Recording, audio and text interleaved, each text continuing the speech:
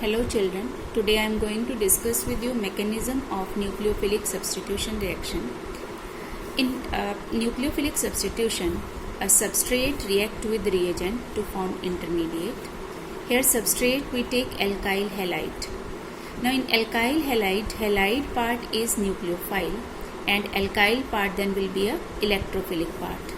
Now it react with reagent since it is undergoing nucleophilic. So reagent that contain nucleophile, this nucleophile will take the place of the nucleophile present in alkyl group. So this nucleophile is also called a leaving group. So we can represent this reaction as alkyl group which is attached to this leaving group and nucleophile present in the reagent, it attack the alkyl group, that is electrophile, and this group is removed from here. So we get this R and nucleophile is attached to it. Now how this reaction take place?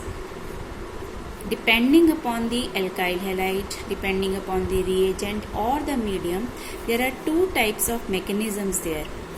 One is SN1 mechanism and second is SN2 mechanism. Now SN1 substitution nucleophilic and one represent here unimolecular and similarly here represent 2. So first point we will relate this only, that how do this 1 and 2 they mean. In SN1 the rate of reaction depends upon concentration of one reactant, and here it is substrate. And what is substrate that we have taken here? Alkyl halide. So in SN1 the rate of reaction depends only upon the substrate. It does not depend upon the reagent there, what type of nucleophile is present in that. So it can be mathematically presented as that rate is equal to, we take some constant because it is not exactly equal. So concentration of substrate, that will be here alkyl halide, and here it is rate of reaction depends upon concentration of substrate as well as reagent. So that is two reactants, substrate and reagent. So here rate will be expressed as rate is equal to K, concentration of substrate into concentration of reagent. So means SN2 will depend upon the type of alkyl halide we are taking and also on the type of nucleophile that we take. Now here we write that concentration depends on the one reactant. So one reactant means that SN1 reaction, the reactions that undergo SN1, they are unimolecular. Unimolecular means concentration depend only on the one reactant. And here it depends upon 2. So we say that it is bimolecular. And now how this reaction take place? In SN1 it take place in 2 steps.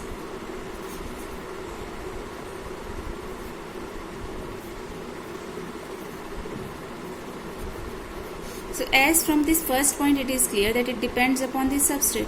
So means there will be a second step also in which the nucleophile will be involved there. So it take place in 2 steps and here both the reactants are involved in the one. So this reaction it take place in single step.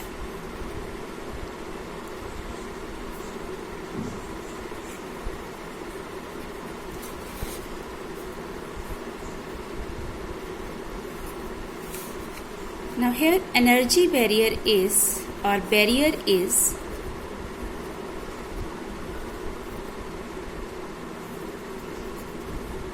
carbocation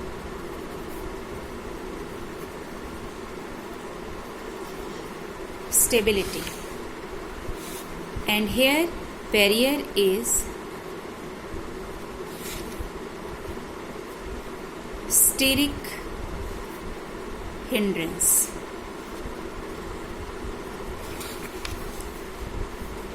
And the intermediate here is pentavalent carbon, so it is also called a transition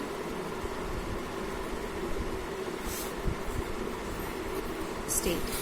So means ki in this the intermediate formed will be carbocation. So the rate of reaction will depend upon the how much stable this carbocation is. So that is the barrier. If it is less stable, then the reaction will not take place by SN1 mechanism. And here barrier is steric hindrance. Steric hindrance means when this nucleophile will attack this alkyl group. So here it should be surrounded by small groups. If bulkier groups are there, then it is difficult for nucleophile to attack. So here barrier is steric hindrance. And in this intermediate is this pentavalent carbon, and it is also called a transition state. Now SN1, how it depends upon the substrate type of, that is alkyl halide. Now stability, it depends upon the stability of carbocation. So hence that type of alkyl halide is required.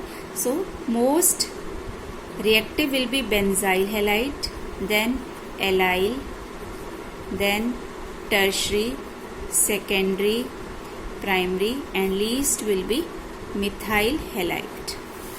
And here since the group should be surrounded by smaller groups, so here substrate most reactive methyl halide, then primary, then secondary, then tertiary, and so on.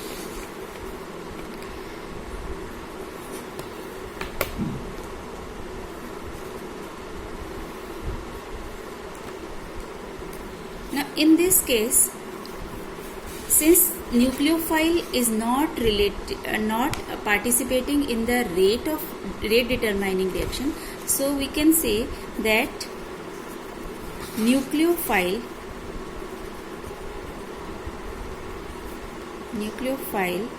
is not important, or we can say even weak nucleophile that can also bring about the SN1 reactions. And here nucleophile is participating, so it should be as strong as the leaving group. So strong nucleophile favors the SN2 mechanism. Now here since carbocation is formed, so that can be stabilized only by solvent polar protic. So we say polar protic solvent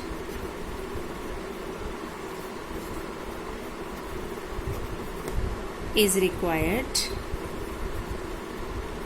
Polar means charge separation, protic means which has tendency to donate H positive, like we can say H2O is there, CH3, COO, H is there, which can donate H positive, even alcohol is there. And in this polar, it should be polar, but it should not donate H positive, means that it should not react with the nucleophile of the reagent. So if it is protic, then it will react with the reagent nucleophile, and hence it is difficult for this nucleophile of reagent to attack this alkyl group. So here polar aprotic solvent is required. Like examples we can say ketone is there, then dimethyl sulfonamide is there, dimethyl formaldehyde. Then another point is there that is related to the stereochemistry. If product is, if reactant is optically active,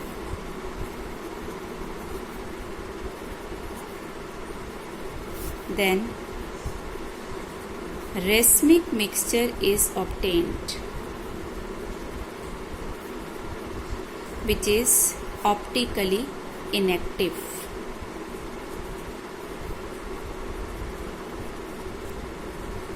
And here, if reactant is optically active, then there is inversion in configuration take place. Means the arrangement of atoms differs. That is inversion in configuration. There around the central atom is there. So this is how we can compare SN1 and SN2 reactions there. Thank you.